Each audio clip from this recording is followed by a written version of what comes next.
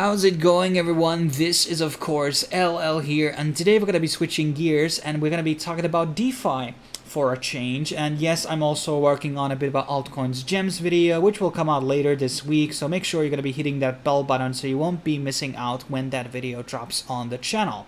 Now, I understand that a lot of people have been burned by CeFi, a lot of people have been burned by Anchor Protocol, so did I, but that's not exactly a reason to get disencouraged to keep engaging with CeFi and DeFi platforms, because there's a bunch of platforms which have not been hacked once in their lifetime. And yes, these things happen in the space and maybe more often than in traditional finance, but you know, you always have to spread your finances on multiple platforms to avoid getting completely fucked over. Now today we're going to be talking about one of these cool DeFi platforms which I have recently discovered. This was first kickstarted on Polygon Hackathon back in October, and now they are currently on beta, and their platform is called Overnight Finance, and basically their product is USD Plus, which is 100% backed by USDC, which is probably the most stable coin you basically have in this space. So basically, when you are converting your USDC into USD Plus, basically this is like gradually gaining you interest on your deposit. And here's some APY numbers, which are kind of high. We're actually going to be going into the thick and thin on actual numbers and how it has performed, you know, on a daily basis. But this is not an algorithmic stable coin. It's not working like OUSD or USD on Luna. This is fundamentally backed by USDC 101. And where does that yield percentage come from? We're going to be exploring that obviously in this video. So how does the USD Plus work? Now, 100% collateralized with assets immediately convertible into USDC. So that's a very important thing. So you can convert this back and forth into USDC from USD Plus. Risk-first portfolio. Assets are picked primarily to avoid losses on daily basis. 3 to 4 sigmas away from zero. I don't know what the fuck that means. No exposure to algorithmic stables, so there's no no ample forward, not one of that, you know, no fracs, none of that stuff that could potentially, you know, get into really big problems. And secondly, yield generation. Collateral consists of yield-bearing strategies, including lending and stable-to-stable pools. Now, what we have to understand about stable-to-stable pools, that is like providing USDC with DAI to, or USDT to Uniswap, for example, and gaining the yield from that. Stable-to-stable pools always offer the lowest APYs, but they are fundamentally one of the most risk-free pairs that you can basically do. Most of the time, I would argue that they are extremely safe, especially with the high-tier stablecoins like USDC and DAI, for instance. Portfolio allocation decentrally controlled, community proposals, veto power by token stakers and insured providers. Portfolio strategy executed decentrally via smart contracts. Profit paid out daily basis in USD Plus via rebase, okay? And then they're going to be having some type of insurance platform in the future, which is another bullish sentiment for this coin and this project. Now, the use cases, cash management, liquidity pools, this is kind of like on the beta right now. Leveraged yield. This could be very interesting, but far as like way I see it, at least from the get-go, is that this provides no risk for the actual price of the USDC plus peg in terms of liquidation. So it's fine to have. Passive token appreciation, that is about yield. Exchange traded strategy, high APYs, a moderate risk product featuring automated hedging against market volatility. So it's not having some crazy unstable APY things like Anchor, for instance. And here's some performances, but I want to really look into that later on the dash. And so the portfolio strategy is like very much in USDC. There's a bit of DAI, USDT, USD, which is also very secure. USDT also in a low portion, which I like because it's kind of risky asset. So even USDT would like go fucked up tomorrow, it would not be bad. And USD, I actually have no idea what that is. Apparently the portfolios are a bit different. BUSD is also verified by Paxos, the same company, so it's also a very secure asset. And this is Avalanche and also Optimism. So here, for example, is very high. So where the money actually is coming from is actually they're depositing the stable coins in lending protocols like Aave. Now Aave, I would argue it's a pretty secure DeFi platform. There has been some criticism levied out by a couple of individuals whose statements I have formally shared in the channel, in that liquidation video that I talked about a couple of months back, and when all the CeFi platforms were basically crashing. So they talk about here about, once again, like the criteria here, and there's already like 4 million basically on the assets. Here they go, and there's also an audit. So audits are very important. I always talk about these to you guys. Like if there's an audit for a DeFi protocol that has millions in it, I would be very, very, very, very, very, so 4 green bars, which I assume is the highest reward that you can do, and has been audited on February this year. Some partners here, and also Doc's team. No, these are actually investors. Sorry. There's also a roadmap here, which goes into insurance and things like that. And here is the actual team, and they are linked in profiles. It's a Eastern European team. I think these are mostly, I guess, Russian. But it's what it is, and if you don't find that not trustworthy, then that's totally fine. Now I now want to actually move into the actual DApp here. So one of the things I should have maybe pitched you in the beginning, but whatever. If you guys have low IQ and short attention span, it's not my problem.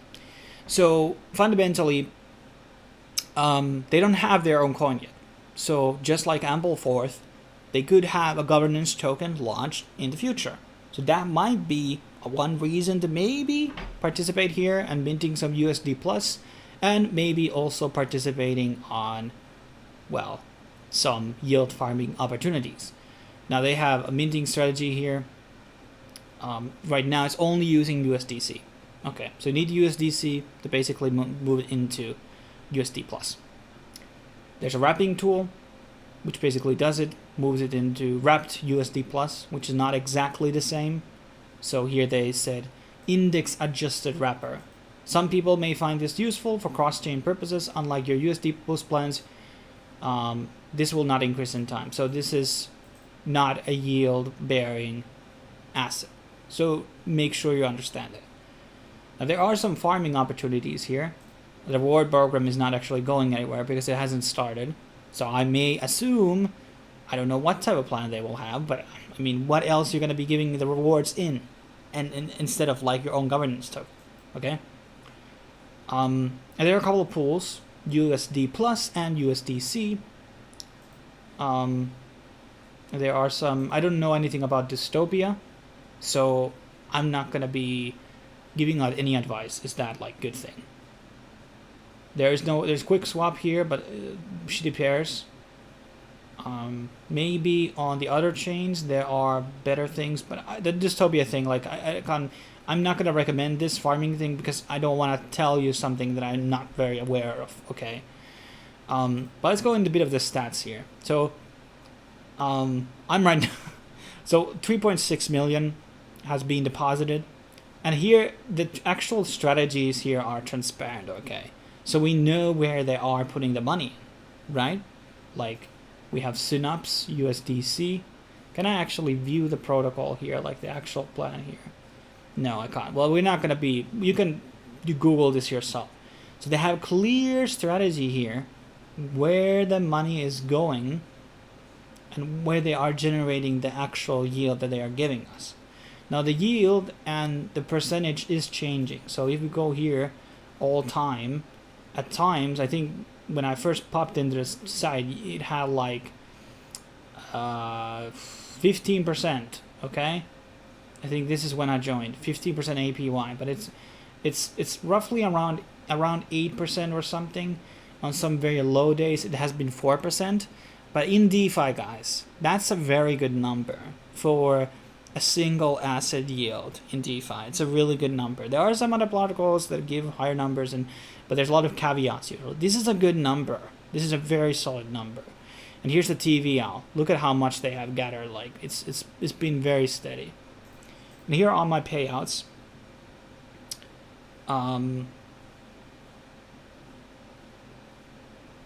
No, is this the right? Yeah, this is the right one. So this is what I'm making daily. No, is this right? I think we're not necessarily here. I think need to go to dashboard. Yeah, here. Okay, this is my payouts. Okay, so I'm not making like millions. So I'm making like 32 cents. But I'm right now it has been pretty stable, and I have had the time to look into more of their protocol here and like see like how is this working and yada yada yada. So I see here, look, every day shows me the APY. It's around, lately has been around that 6%. Here it's been 9, 11, 10. So it's fluctuating, guys. You have to understand that. But I don't care if there's a one day where it's 4% and then on the next day it's 8. So that's pretty good. So I started this on last month. So this has been a trial of 1 month now, which I think has been pretty good. Now, fundamentally, I think this service is pretty good. We kind of went through the team. It's transparent team. There's an audit. A lot of good things, good elements here and science. But obviously, as you can see, I only have $200 here. I have thousands in some other places, but those are mostly CeFi platforms. So I've been a bit scared out, and obviously I have lost also some money. But I think I could definitely see myself putting out the same amounts that I had in Anchor as well, which is like, I don't know, 10K. No, I didn't have that much, maybe 5K, but I have to liquidate my assets, and I've been fundamentally losing a lot in my daily. I don't do day trades, but positions that I've holden, I have sold maybe on the wrong time or the wrong place, or I have acquired an asset which has gone down. So right now I don't have really extra USDC or stablecoins to basically throw out there. But if I was in a better position, I want you to understand, guys, that I would have here 4-digit numbers if I would be performing better than I'm doing now. So what I'm fundamentally saying is that this platform seems pretty good. The risk is very levied. Let's go back in the portfolio. Okay, so maybe there's an overexposure here for one protocol, but obviously there is governance coming out in the future, so I can make the argument that, hey, we shouldn't have over 40% exposure to one type of pool. I'd rather like lower that percentage into 30% perhaps, and keep going with like maybe a lower percentage rate instead. So this is fundamentally, I think, a good DeFi platform in the current situation. But that's pretty much what I have to say about this. As always, subscribe, like, share. If you have any questions, I will try to answer best to my ability them in the comments section. I will be seeing you in the next video when it will come out. Cheers.